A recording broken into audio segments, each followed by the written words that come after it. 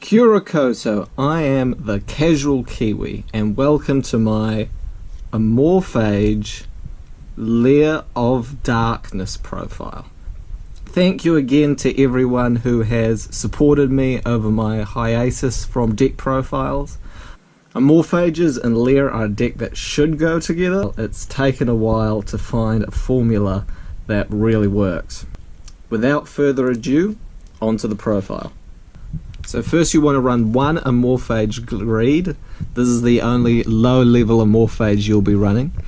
So all of the Amorphages have a pendulum effect, which allows you to basically floodgate your opponent while they're in the pendulum zone, and once per turn during your standby phase you tribute one monster or destroy this card. Okay, so greed's effect is that you cannot activate trap cards or their effects except for Amorphage cards. So the reason we run this one is that we don't actually run any traps in this build. This is a Lair of Darkness Amorphage, no trap build, and so unlike some of the other lower level Amorphages, which you almost always want to have in the pendulum scale, this one synergizes really well with the deck and has a good matchup against any back row kind of heavy deck. It's also a level 4, so it's one of the few Amorphages you can pendulum summon because it is they're all 3 scale or 5 scale. The other two we run are a 5 and an 8. They're a very unusual archetype in a lot of ways, and I think that was to make up for their high stun value. So its monster effect is if this card is pendulum summoned or flip face up, neither player can special summon monsters from the extra deck while this card is face up on the field, except for Amorphage monsters. So this is meant to be for pendulum summoning them back from the extra deck. There are unfortunately no extra deck based Amorphage monsters as of this stage. But yeah, this is the only Amorphage we run that has the clause that has to be pendulum summoned or flip face up. Now it's onto the field. So then we run 2 Amorphage Sloth, proxied in Amorphage Envy just at the moment. Fun fact, Envy is the one that prevents cards or effects as chain link 2 or higher, which could in theory prevent hand traps. Sloth on the other hand, it has a Thunder Dragon like pendulum effect, so it's definitely important to have Sloth in the deck. So that's it for Sloth. So finally we run 2 Amorphage Goliath. This one's pendulum effects prevents monsters from going to the graveyard except for Amorphage and they are banished instead. This can be very useful as a macrocosmos against anything that relies on its graveyards, hence BA, hence Salamangrates, which are very good at the moment. And you can, again, like Sloth, if you get this on the field, then neither player can special summon monsters from the extra deck except for Amorphage monsters. So this is really a big boss of the deck. You want to be bringing this out as soon as possible. It's even stronger than Sloth at 2,750. That's another gimmick of the Amorphages. They all have 50 at the end of their attack values. And while this might seem small compared to, say, Blue Eyes or Darkest Diabolus, of course, we do run the spell Amorphage Infection, which helps us boost up those cards. And the reason we only run those 3 is because we want to have that stun value, but we do not want to kneecap our own strategy, and it's so important to be able to have other things coming in, because pure Amorphages struggle to make plays, and that's what we're getting around with double Diabolos, Lord of the Lair. Love this card. You will have seen it in some of my other profiles. Definitely an amazing card. What's great about this is that whenever you tribute a dark monster on your side of the field, then you're able to special summon this from the grave or from the hand. Goliath and Sloth are both best to be tribute summoned, and then you can usually bring out Diabolos with them as well to provide yourself with a bit of extra protection and a bit of extra damage on board, as well as its Lair effect allowing it to tribute a monster, hopefully your opponent's, in order to force them to put one card from their hand on the bottom or top of their deck, putting them behind one turn and making so that they have less resources to be able to out your Amorphage monsters. So Diabolos is excellent in the deck. Then you run 3 Arima the Wicked Warden. This is your terraforming of the deck to get out Lair. This is a card that you contribute in order to draw a card and give you extra resources. It's also a card which allows you, if you tribute a dark monster other than itself, to be able to search a dark monster with 2,000 or more defense from your deck to your hand. You will usually be using this to search out Diabolos. So that's the last of the Lair monsters. As we're running no traps, we do not run Lilith. So we play 1 Destrudo, which is your other monster that you'll be usually searching off Arima if you're not searching Diabolos. This basically just allows you to get off a Destrudo play. We play Meteor Burst and Black Rose in the extra deck, so that's really useful in the deck. And then this can be used as a target for Arima, but usually you'll be sending to the graveyard with Dragon Shrine, is Dragon Core Hexer. This is another one of my favourite cards, and it is just fantastic in this deck. It's able to be sent off Dragon Shrine. It's able to allow you for some very, very spicy extra deck plays, and it provides you with another level 8 that you might be able to use as a trade-in target. And it's just got really cool artwork, really cool backstory, and glad to be able to run it in the deck. So then you run a Squire package of triple Adia and double Eidos. These are very much for your tribute fodder. I really love this engine. I could have used the Supreme King version, but again, you want to be sending other dragons to the graveyard with Dragon Shrine and things like that in order to pop off. And these I feel are just better because, again, they're warrior types for the Adia and 1-for-1 targets. So you can run a lot of limited cards in this deck to really help turbo out your tribute fodder and get stuff on board. They're very flexible. You can use banishing of Eidos to get Adia back on the field. If you don't use Adia's effects, then you can go into a Link Karibo and then on their turn bring back a Diabolos. So you've got a lot of options to go with, and I really like the Squires in this deck. And then finally we run just the 1 Danger Mothman. So that's it for the monster lineup. On to the spells. So first you want to be running 3 Return of the Dragon Lords. This is just a fantastic card. Allows you to reborn monsters back from the grave that are dragons level 7 or higher.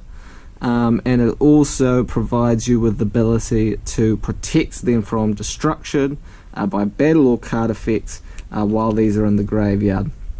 So definitely worth running at 3, not a once per turn effect, and provides your Diabolos and your Amorphages from things like Raigeki or other mass removal spells, so very useful.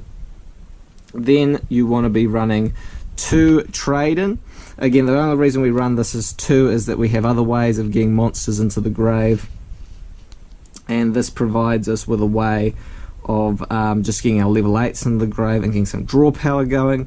Very strong in the deck, but again, you only want to be seeing these when you've got your level 8s, so you don't want too many copies of this. Then we run 2 Amorphage Infection. Similar reasons to why we run Lair only at 2 at this deck, as you'll see. is that Amorphage Infection is a card that's only useful if you've got a monster that you contribute or something that can be destroyed by a card effect, and it then searches your Amorphages. It also gives an attack boost for every Amorphage which is on the field. I think there's 100 attack and defense for each Amorphage card on the field, and that does stack that effect. It's an extender, it's a good extender, it helps you turbo out Amorphages, but you don't want to be seeing too much of this card. For a similar reason, we only run 2 Lair of Darkness. Again, we can search this with a Reamer, which is very powerful, and it allows us to tribute our opponent's monsters. But again, you need to have it with other cards in order for it to be effective. This deck relies a lot more on hard stun than it does on the tribute effect of removal of monsters. But again, where this is useful is just when you really need to tribute over extra deck monsters that have already been created, and then get a Goliath on board or a Sloth in order to prevent them bringing them back. So it's a powerful card in the deck, but I don't want it to rely on Lair of Darkness. And then we also run 1 Dragon Ravine, which is the only other field spell. This is again just another option really. You don't need terraforming to search this. It's more of a card that you can use if you have no other way of getting your dragons in the grave. That's it for the field spells. And then we run 2 Dragon Shrine. This is like an extra powerful Foolish Burial in the deck, but it does have a once per turn clause, a hard once per turn, and just provides some good thinning power, so that's really good. Then we're on to our one-offs. So we run 1 Contract with Don 1000. I use this in my Lyrilisk profile. While you do run a lot of spells, most of them you can activate right away without much issue. And you do have a lot of options as well to bring monsters back without having to actually normal summon if you need to, with, you know, Dragon Shrine and Return of the Dragon Lords. But again, very useful draw spell. Same with Upstart. Went back and forth for a while and having this in, but I thought again it just adds to the consistency. Then you run the 1 Foolish Burial. Again, just like Dragon Ravine, this is another way of getting your dragons into the graveyard. 1 copy of 1 for 1, again gets a monster in the grave and allows you to bring out your tribute fodder for that one. 1 copy of Monster Reborn, because you can run it in the deck, and again another Return of the Dragon Lords. Reinforcement of the Army, another way to get to Eidos. Monster Gate, super powerful in any Lair deck. Then we run 1 copy of Card Destruction, but I definitely race it, and it can be very useful opening turn. Reasoning is really good.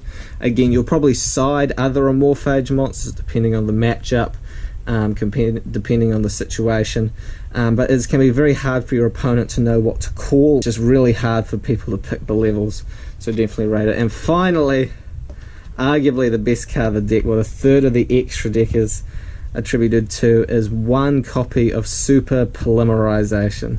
Now this card can just be fantastic because it allows you to fuse away your opponent's monsters.